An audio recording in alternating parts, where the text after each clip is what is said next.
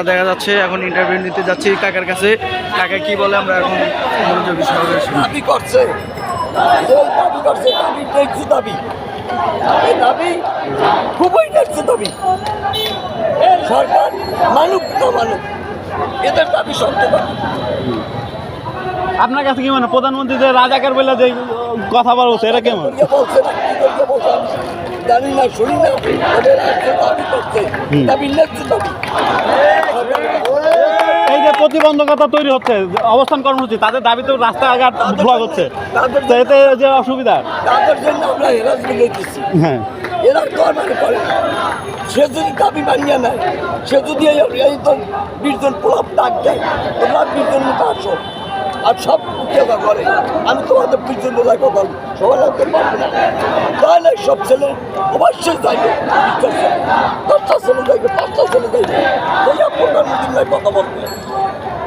কালকে যে ঢাকা ভার্সিটিতে সাধারণ ছাত্রদের মারা হইলো, এই ব্যাপারে কি বলবেন? বাবা, ঢাকা ভার্সিটিতে মারছে কিনা কইতে আচ্ছা, এই 75 বছর বসে কি করতে, তবে আজকে যেটু জানছি এই ছাত্রদের দাবি ন্যায্য দাবি। এবং আমি মুক্তিযোদ্ধা, আমার ছেলে, আমার সম্পত্তি, আমার জমি একটা ফেরাট আছে, এই ফেরাটটা পাইবে আমার ছেলে, আমার নাতি পাইবে না, আমার পুতিও পাইবে না। ধন্যবাদ। কিন্তু এই কাকার মুখে অনেক কথা শুনলাম, তো আমরা দেখতে পাচ্ছি যে কাকা ভাষণগুলো দিতেছে। কাকার ভাষণগুলো ঠিক আছে, কিন্তু ঠিক আছে।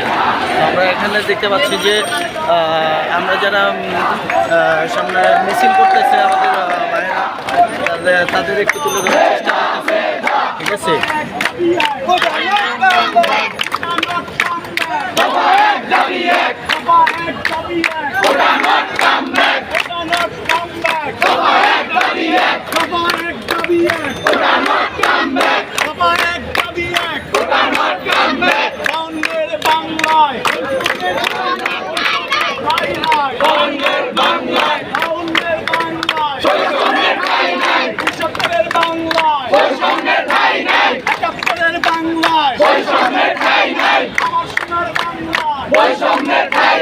স্বাধীনতার বাংলায় বৈষম্যের ঠাঁই নাই, স্বাধিকারের বাংলায় বৈষম্যের ঠাঁই নাই, সার্বভৌমত্বের বাংলায় বৈষম্যের ঠাঁই নাই।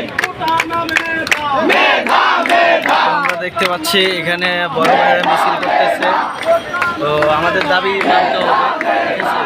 এই মিছিল নিয়ে আমরা এগিয়ে যাচ্ছি।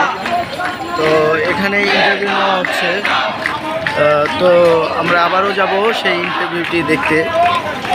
এবং এটা সরকারের উস্কানিতেই হয়েছে এবং সরকারের একটি বাহিনী এটা করছে। এটা কখনো সভ্য দেশে, একটি স্বাধীন দেশে এটা কখনোই সাধারণ মানুষের কাছে কাম্য নয়।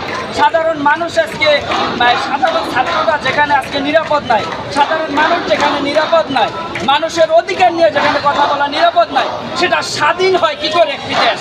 এটা অবশ্যই একটা নিন্দনীয় ঘৃণিত দেশে পরিণত হচ্ছে আজকের আওয়ামী লীগ। ধন্যবাদ।